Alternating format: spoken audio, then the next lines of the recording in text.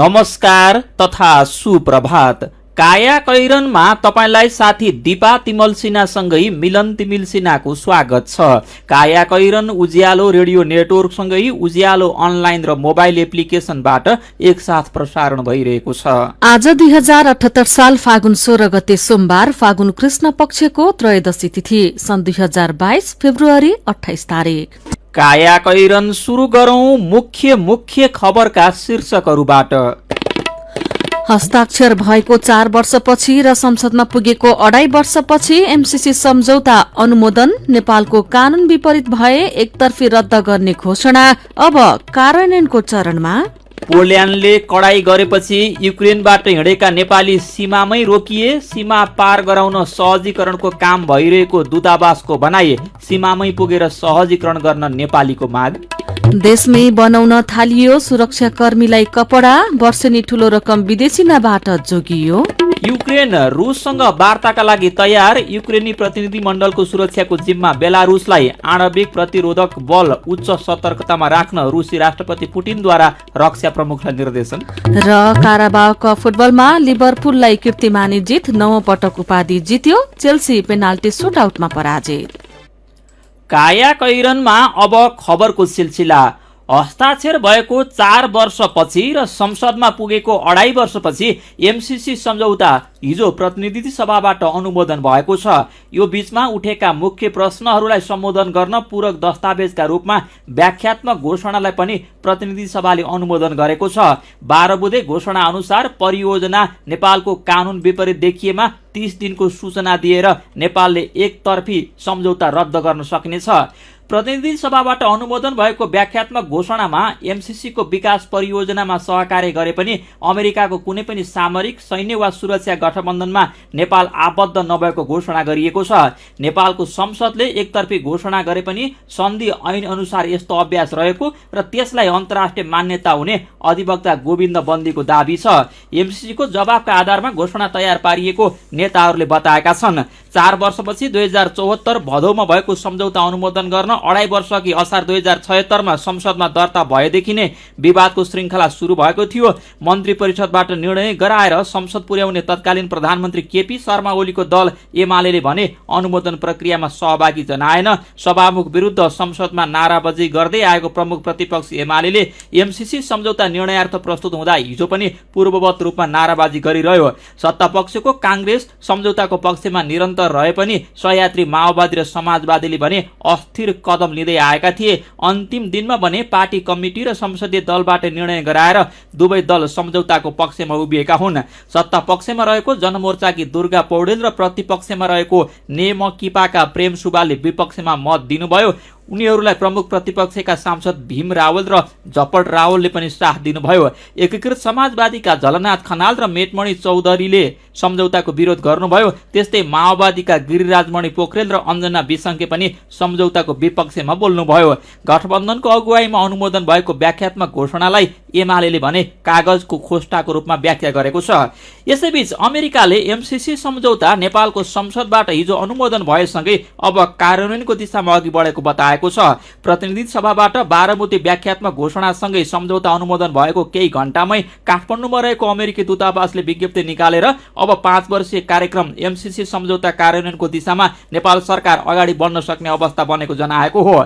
MCC सम्झौता अनुमोदन गर्ने या नगर्ने भन्ने निर्णय सार्वभौम लोकतान्त्रिक राष्ट्रका रूपमा सधैँ नेपाल सरकारको हातमा थियो। विज्ञप्तिमा भनिएको छ, हस्ताक्षरित प्रतिबद्धतालाई पूरा गर्दै कम्प्याक्टलाई अनुमोदन गर्ने संसदको निर्णयबाट नेपाली नागरिकका लागि थप रोजगारी सृजना हुनेछ, विद्युत सेवाको आपूर्ति बढ्नेछ र ढुवानी खर्च घट्नेछ। विज्ञप्तिमा झन्डै 20 वर्ष अघि एमसीसी को स्थापना भए यता एमसीसी कम्प्याक्टहरूले विश्वभर नै गरिबी निवारणमा मद्दत पुगेको दाबी पनि गरिएको छ। संघीय संसदको प्रतिनिधि सभाबाट अनुमोदन भएसँगै अमेरिकी सहयोग नियोग मिलेनियम च्यालेन्ज कर्पोरेसन एमसीसी सँगको सम्झौता कार्यान्वयनको चरणमा प्रवेश गरेको छ। नेपालको ऊर्जा र सड़क पूर्वाधार विकासमा $500 मिलियन अर्थात झण्डै झण्डै 60 अर्ब रुपियाँ अनुदानका लागि 4.5 वर्षअघि सम्झौता भएको थियो। अब व्याख्यात्मक घोषणासहित सम्झौता अनुमोदन भएको जानकारी संघीय संसदबाट नेपाल सरकारले प्राप्त गर्नेछ। अनुमोदन भएको जानकारी दिन अर्थ मन्त्रालयले एमसीसी मुख्यालयलाई पत्राचार गर्नेछ। पत्र आदान प्रदान भएपछि कार्यान्वयन शुरू हुनेछ। त्यसपछि नेपाल सरकार र एमसीसी बीच सहमति गरेर परियोजना शुरूआत गर्ने एउटा मिति तय गर्नुपर्छ। त्यसलाई इन्ट्री इन्टु फोर्स भनिन्छ। त्यो भनेको 5 वर्षको समय सीमा शुरू भयो भन्ने हो। एमसीए नेपालका पूर्व राष्ट्रिय संयोजक तुलसी सिटोलाले भन्नुभएको छ।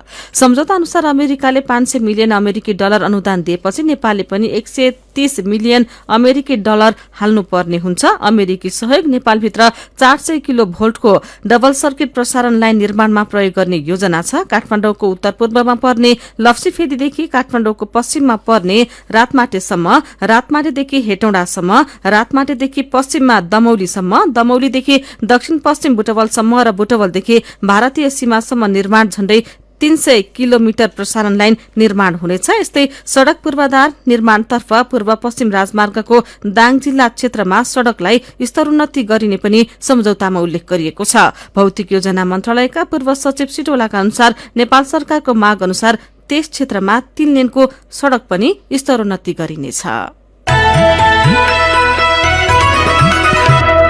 काठमाडौँ उपत्यकामा आज हिजो अस्तिको तुलनामा गाडी कम चलेका छन्। हिजो संसदबाट एमसीसी सम्झौता अनुमोदन भएको विरोधमा विभिन्न 6 कम्युनिस्ट पार्टी र 2 मोर्चाले आज बन्द आह्वान गरेकाले बिहानै चल्ने गाडी पनि कम गुडेका हुन्। काठमाडौँ भित्रिने र बाहिरिने गाडीको संख्या पनि कम छ। राजमार्गमा पनि कम मात्रै गाडी चलेका ट्राफिक प्रहरीले जनाएको छ। गाडी कम चल्दा काम विशेषले बिहान नै हिँड्नुपर्ने यात्रु समस्यामा परेका छन्। काठमाडौँ उपत्यकामा सुरक्षा व्यवस्था कडा पारिएको छ। प्रहरीले यातायात व्यवसायलाई ढुक्क भएर गाडी चलाउन आग्रह गरेको छ। चोक चोकमा प्रहरी खटिएका छन् भने प्रहरीको गाडीले स्कटिङ समेत गरिरहेको छ। पछिल्ला दिनहरूमा बन्द आह्वान हुँदा नागरिकले स्वतःस्फूर्त रूपमा त्यसको अवज्ञा गर्दै आएका छन्। पोल्याण्डले युक्रेनबाट बाहिरिन खोज्ने नेपालीलाई सीमा प्रवेशमा कडाई गरेको छ, जसले गर्दा भोकभोकै घण्टौं पैदल यात्रा गरेर युक्रेनको राजधानी कीवबाट पोल्याण्डको सीमामा पुगेका नेपाली रोकिएका छन्। उनीहरूमध्ये धेरैले घण्टौं कुर्दा पनि सीमा पार गर्न पाएका छैनन्। रुसले युक्रेनमा आक्रमण गरेपछि कीव लगायत शहरमा रहेका नेपाली ज्यान जोगाउन छिमेकी देश पोल्याण्ड, हंगेरी र स्लोभाकियाको सीमातर्फ लागेका छन्। युक्रेनमा रहेका नेपाली मध्ये धेरैजसो पोल्याण्डको सीमामा पुगेका जनाइएको छ। पोल्याण्डले युक्रेनी नागरिक, महिला र बालबालिकालाई प्राथमिकता दिई सीमा पार गराइरहेको छ। उनीहरूका अनुसार सीमामा पुगेका नेपाली महिलालाई भने सीमा पार गर्न दिएको छ। नेपाली महिलालाई सीमा पार गर्न पनि 10 देखि 23 घण्टासम्म लागेको छ। पोल्याण्डले युक्रेनसँग जोडिएको 8वटा सीमा खुला गरेको छ। नेपाली भने मेडिका र क्राभोग एचमा पुगिरहेका छन्। युक्रेन मामिला हेरिरहेको जर्मनीमा रहेको नेपाली दूतावासका अनुसार 3 दिनमा झण्डै 25 जनाले मात्रै पोल्याण्डमा प्रवेश पाएका छन्, जसमा धेरै जसो महिला रहेका छन्। जर्मनीमा रहेका नेपाली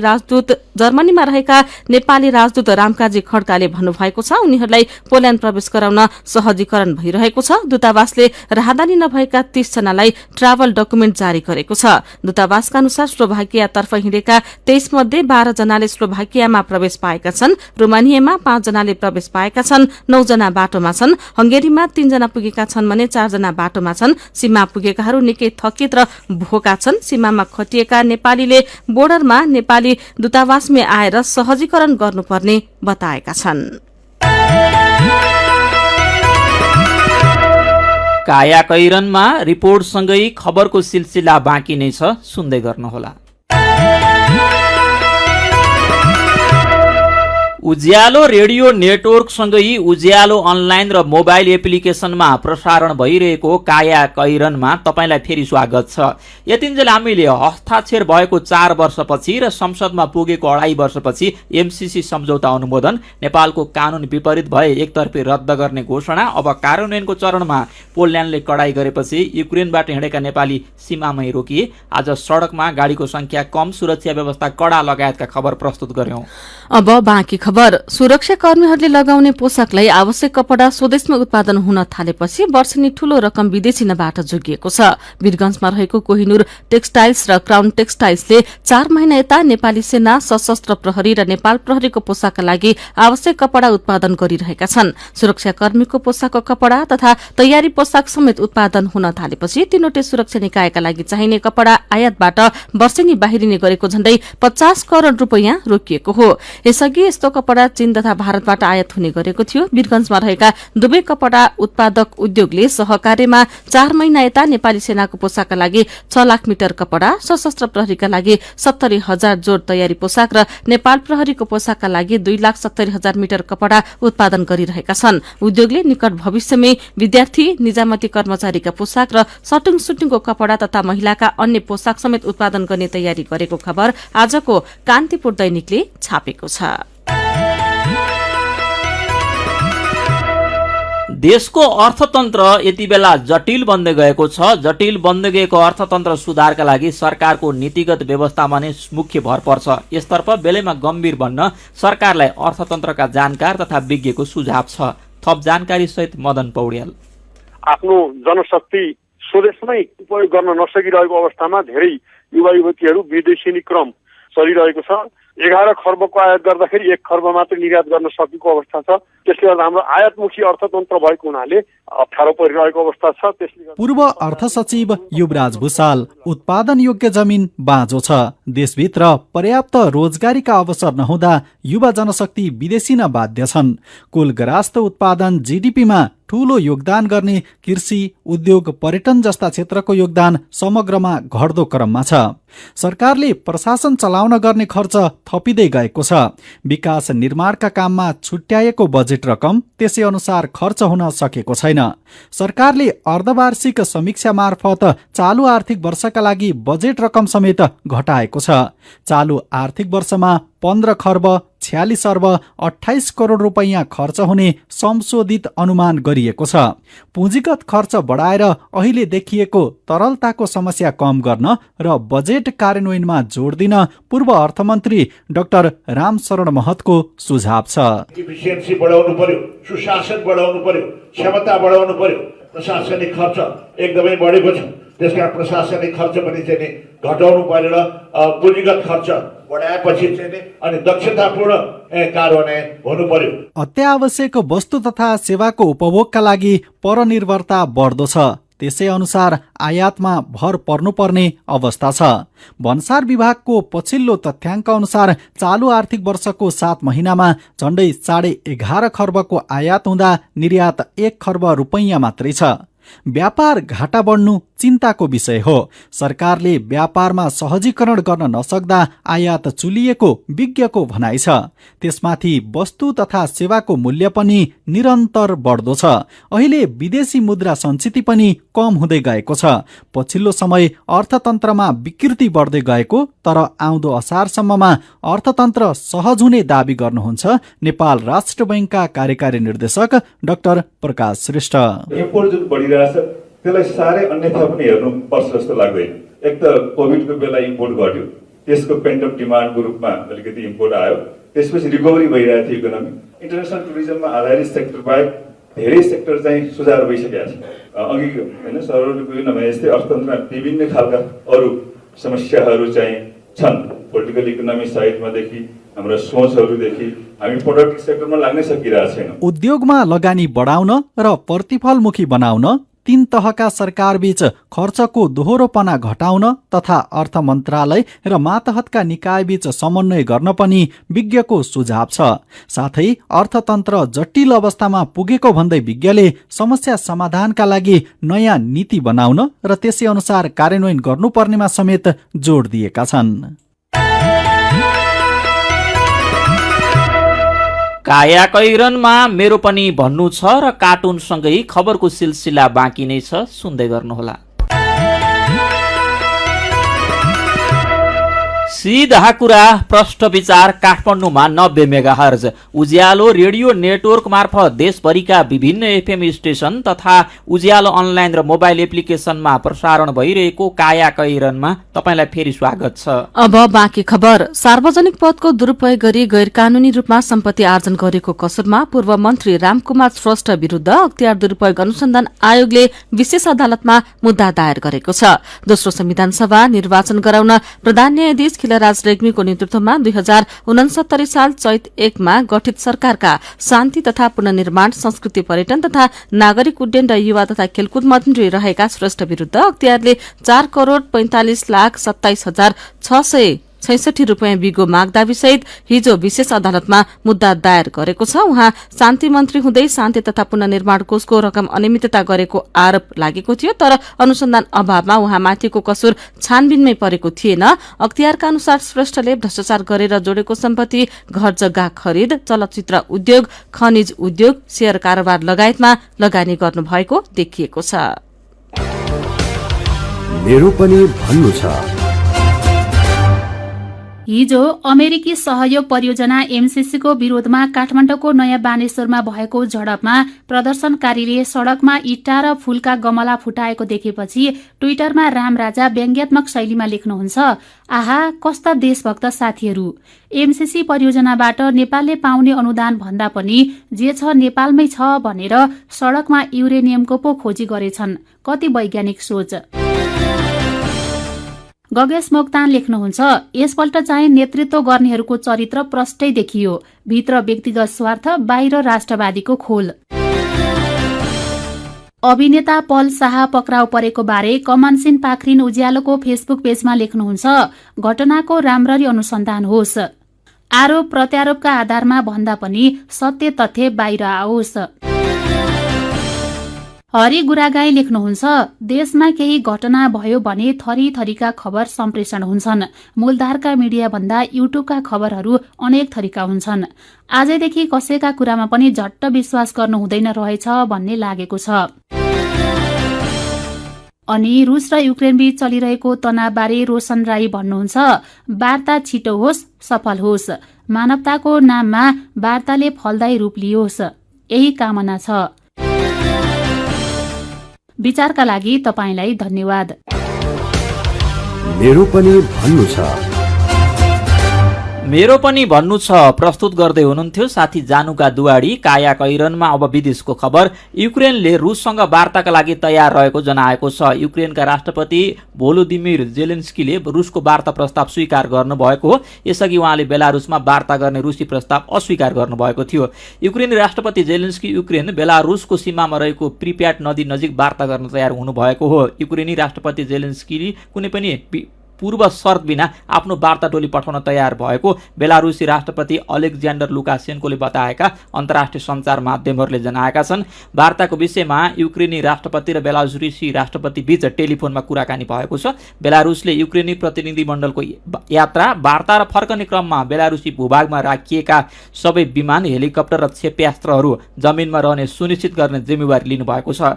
यसैबीच रुसी राष्ट्रपति भ्लादिमिर पुटिनले आफ्ना रक्षा प्रमुखहरूलाई आणविक प्रतिरोधक बल उच्च सतर्कतामा राख्न आदेश दिनुभएको छ। रुसको मस्कोमा आणविक हात हतियार र ब्यालिस्टिक मिसाइलको विश्वकै दोस्रो धेरै भण्डार छ, जुन देशको प्रतिरोधक बलको मेरुदण्ड बनेको बीबीसीले जनाएको छ। रुसको आक्रमणमा परेर युक्रेनमा 14 बालबालिका सहित 352 जनाको ज्यान गएको छ। बालबालिका सहित 1600 भन्दा धेरै घाइते भएका छन् भने 3,70,000 भागेर विदेशको शरणमा पुगेका खबरमा उल्लेख छ। अब खेल खबर। लिभरपुलले 9 पटक काराबाओ कप फुटबलको उपाधि जितेको छ। गैराती भएको फाइनलमा चेल्सीलाई पेनाल्टी सुटआउटमा पराजित गरेसँगै लिभरपुलले कीर्तिमानी जित निकालेको हो। लिभरपुलले चेल्सीलाई पेनाल्टी सुटआउटमा 11-10 गोल अन्तरले हराउँदै च्याम्पियन बनेको हो। निर्धारित 90 मिनेट र थप गरेको अतिरिक्त समय गोलरहित बराबरीमा सकेपछि खेल पेनाल्टीमा गएको थियो। पेनाल्टीमा चेल्सीका केपा एरिजाबालगा गोल गर्न चुकेपछि नतिजा लिभरपुलको पक्षमा गएको हो। यस्तै खेलकै अर्को प्रसंगमा भारतले श्रीलंकासँगको 3 खेलको टी20 श्रृंखला क्लिन स्वीप गरेको छ। गैराती घरेलु मैदानमा भएको तेस्रो तथा अन्तिम खेलमा श्रीलंकालाई 6 विकेटले हराएर भारतले श्रृंखला 3-0 ले जितेको हो। कायाकैरनमा अब केही खबर संक्षेपमा। जबरजस्ती करणीको आरोप लागेका कलाकार पल शाहलाई प्रहरीले हिरासतमा लिएको छ। यस्तै पल शाह विरुद्ध जबरजस्ती करणीमा कारबाहीको लागि गैंडाकोट प्रहरीमा पनि जाहेरी दर्ता भएको छ। मदन भण्डारी राजमार्ग निर्माण थालेको 4 वर्ष पुग्न लाग्दा यसको भौतिक प्रगति 32% मात्र छ। निर्माणको समय 3 वर्ष बाँकी छँदा प्रगति सोचे अनुसार छैन। बजेट पर्याप्त नहुनु र पटक पटक रेखाङ्कन परिवर्तन भइरहनु प्रगति कम हुनुको मुख्य कारण रहेको मदन भण्डारी राजमार्ग आयोजना निर्देशनालयले जनाएको छ। मोरङको लेटाङ नगरपालिका 8 को लाल हिरा सामुदायिक वनमा मृत भेटिएकी बालिकालाई बलात्कार गरेपछि अपराध लुकाउन हत्या गरेको खुलेको छ। स्थानीय जाँते माविबाट कक्षा सकेर घर फर्कँदै गरेकी 12 वर्षीय बालिकालाई बलात्कार र हत्या गरेको आरोपमा प्रहरीले त्यही ठाउँका 64 वर्षीय दीपक गिरीलाई पक्राउ गरेको छ। मर्जनमा जाने बीमा कम्पनीहरूले थप सुविधा पाउने भएका छन्। यस्ता बीमा कम्पनीहरूले संस्थापक शेयर बिक्रीका लागि कुलिङ पिरियड नलाग्ने, क्रस होल्डिङ शेयर मिलानका लागि 2 वर्ष समय अवधि, थप सञ्चालक समिति राख्न पाइने लगायत सुविधा पाउने भएका हुन्। राष्ट्रिय गौरवको आयोजना millennium challenge account Nepal MCA अन्तर्गत पूर्व तयारीका काममा अहिलेसम्म 4.5 अर्ब रुपियाँ खर्च भएको छ। अहिलेसम्म खर्च भएका मध्ये सबैभन्दा धेरै जग्गा अधिग्रहणका लागि खर्च भएको आजको नयाँ पत्रिका दैनिकले छापेको छ। प्रहरीले यही फागुन 5 मा काठमाडौँको नयाँ बजारबाट 4 जनालाई नक्कली नोटसहित पक्राउ गर्यो। उनीहरूलाई 1000 दरका 294 थान नक्कली नोटसहित प्रहरीले पक्राउ गरेको थियो। प्रहरीको ध्यान अन्यतर्फ केन्द्रित भएका बेला नक्कली नोट कारोबारीहरू सक्रिय हुने गरेका पाइएको छ। रोकिएन नक्कली नोटको कारोबार, सड़क आन्दोलन लगायत मुद्दामा प्रहरी लागि परेको मौकामा नक्कली नोटको कारोबारी सक्रिय भएका छन्। कायाकैरनमा अब पालो आयो उखानको। चराको बोली चरै जानोस्। उज्यालो रेडियो नेटवर्कबाट प्रसारण भइरहेको कायाकैरन सक्नु अघि मुख्य खबर फेरि एकपटक। हस्ताक्षर भएको 4 वर्षपछि र संसदमा पुगेको 2.5 वर्षपछि MCC सम्झौता अनुमोदन। नेपालको कानून विपरीत भए एकतर्फी रद्द गर्ने घोषणा अब कार्यान्वयनको चरणमा। पोल्याण्डले कडाई गरेपछि युक्रेनबाट हिँडेका नेपाली सीमामै रोकिए। सीमा पार गराउन सहजीकरणको काम भइरहेको दूतावासको भनाई। सीमामै पुगेर सहजीकरण गर्न नेपालीको माग। देशमै बनाउन थालियो सुरक्षाकर्मीलाई कपडा, वर्षनी ठूलो रकम विदेशीनाबाट जोगियो। युक्रेन रुससँग वार्ताका लागि तयार। युक्रेनी प्रतिनिधि मण्डलको सुरक्षाको जिम्मा बेलारुसलाई आणविक प्रतिरोधक बल उच्च सतर्कतामा राख्न रुसी राष्ट्रपति पुटिनद्वारा रक्षा प्रमुखलाई निर्देशन। र काराबाह कप फुटबलमा लिभरपुललाई कीर्तिमानी जित। उपाधि 9 पटक जित्यो। चेल्सी पेनाल्टी सुटआउटमा पराजित। अब कार्टुन। आज हामीले अनुपले बनाउनु भएको कार्टुन लिएका छौं। MCCमा मिसिएको सत्ता स्वार्थलाई यो कार्टुनले व्यङ्ग्य गरेको छ। कार्टुनमा संवाद छैन। चित्र हेर्ने बित्तिकै मुख्य दलका शीर्ष नेताहरू, त्यसमा पनि प्रचण्ड र माधव नेपालको चरित्र छर्लङ्ग थाहा हुन्छ। यहाँ ओली निवासबाट प्रधानमन्त्री देउबा बाहिर निस्कँदैछन्। देउबाले ओली भेट्न थालेपछि झसङ्ग भएका प्रचण्ड र नेपाल हतासिँदै त्यहाँ पुगेका छन्। गेटभित्रबाट ओली पुलुक्क बाहिर निहाल्दैछन्। अनि ओली भेटेर देउबा निस्केको देख्ने बित्तिकै प्रचण्ड र नेपालले राष्ट्रवाद भनेर लेखिएको लुगा फाटा जम्मै फुकालेर झन्डै नाङ्गे झार भएका छन्। आजको कायाकैरन सकिएको छ। कायाकैरनबाट प्राविधिक साथी प्रवीण श्रेष्ठसँगै हामी पनि बिदा माग्छौं। कायाकैरन सुन्नु भएकोमा तपाईलाई धन्यवाद। उज्यालो मोबाइल र अनलाइनमा प्रसारण भइरहेका रेडियो र अनलाइनका सामग्री भाइबरमा पनि उपलब्ध छन्। कोरोना विरुद्धको खोप लगाए पनि घर बाहिर निस्कने बेलामा मास्क लगाउन नबिर्सौं। नमस्कार।